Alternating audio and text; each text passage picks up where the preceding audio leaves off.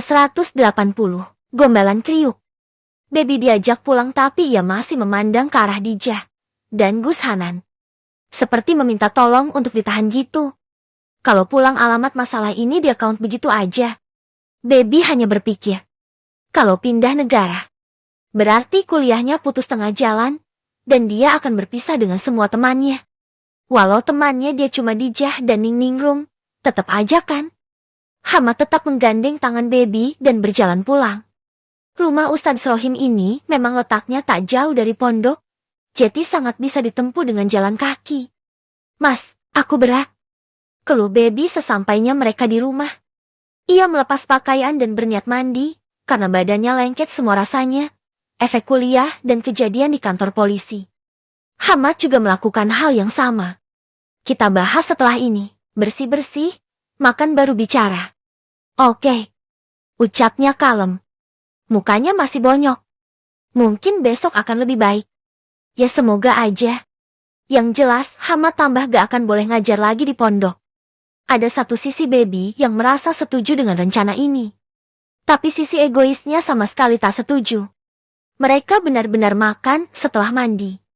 Sepertinya Hamad sudah memesannya sebelumnya. Makan dalam diam. Keduanya hanya duduk bersila di lantai dan makan dengan tangan mereka. Diam. Larut dalam lamunan masing-masing. Baby sudah serem duluan mikirin nanti adaptasi lagi. Plus, belum tentu dia bisa beraktivitas seperti di sini. Jalanan aja dia nggak tahu, bahasa. Dan semuanya. Malah dia nggak bisa bahasa Inggris pula. Aduh, aku sudah berpikir panjang, Beb.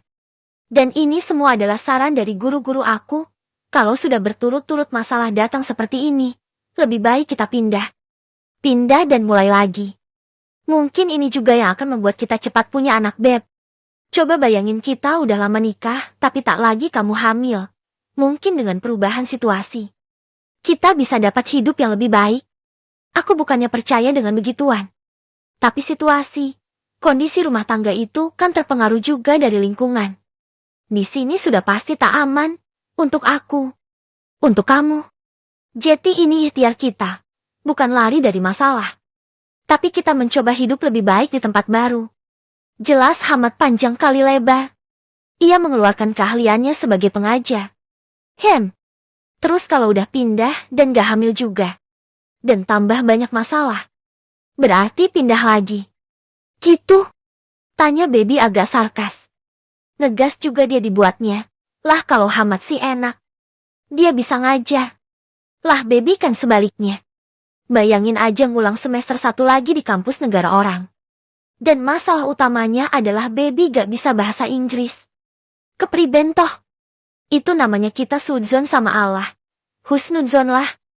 Ada sepasang suami istri yang diklaim mandul oleh seorang dokter ahli terbaik di Indonesia. Sampai bertahun-tahun. Pakai cara apapun gak bisa. Bayi tabung gak bisa. Ini gak bisa. Hormon gak bisa. Katanya mereka gak akan bisa punya anak karena tabrakan hormon atau genetik. Kan ada tuh masalah genetik yang begitu. Makanya si dokter ini sampai bilang, suruh ngejalanin satu tes. Dan dengan tes ini akan tahu, apa selamanya bisa punya anak atau tidak. Jadi tes ini seperti sebuah ketok palu, atas kemungkinan mereka bisa hamil atau enggak. Tahu gak mereka memutuskan kayak apa? Baby menggeleng. Repot kalau punya suami ustadz tuh begini. Kalau protes malah kita yang balik diceramahin, panjaang pula. Kan jadinya males yang mau protes lagi. Lelah. Lelah sekali besti. Si istri dan suami sepakat gak mau ngambil tes itu. Bilang mereka ke dokternya. Dok, saya sama istri gak mau ikut tes itu. Kami masih mau husnudzon sama Allah. Kami masih berharap pada yang wajib digantungkan harapan kami. Kepada pencipta.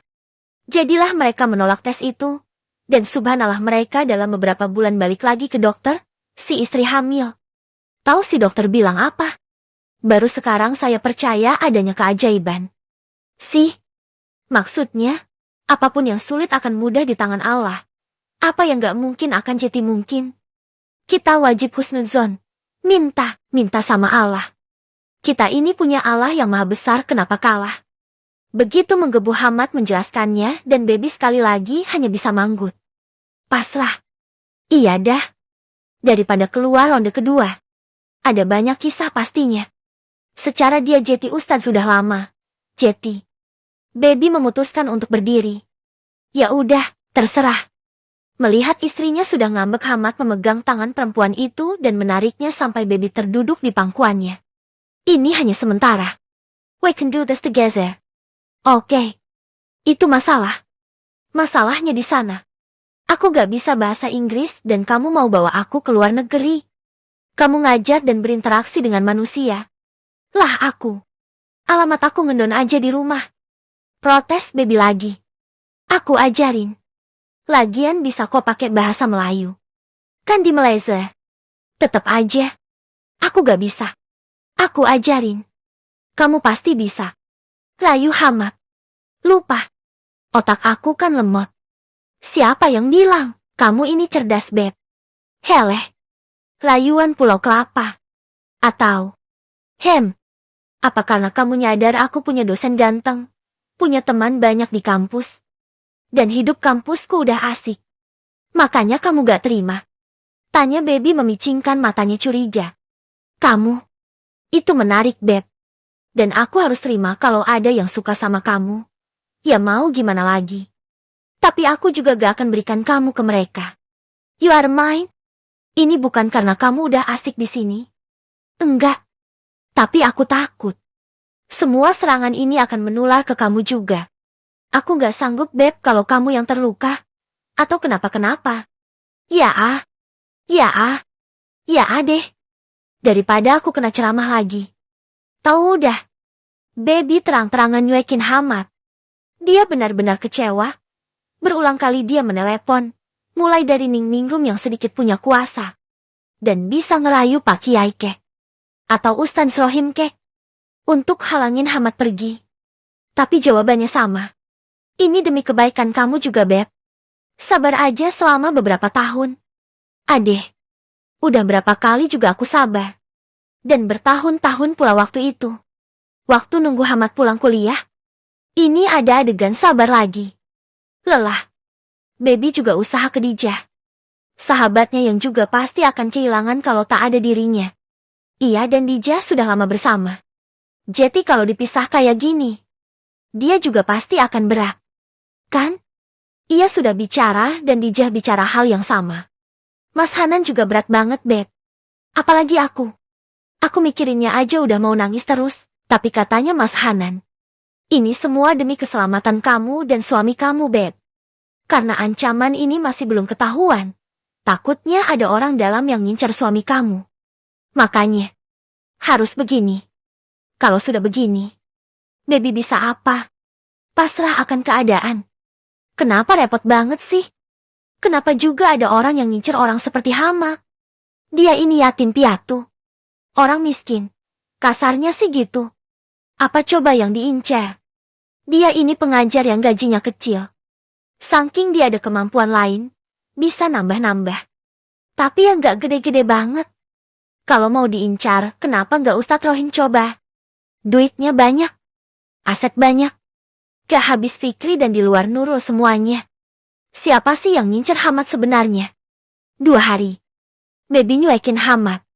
Besok dia harus baikan. Nih. Gak boleh kelamaan nabeknya.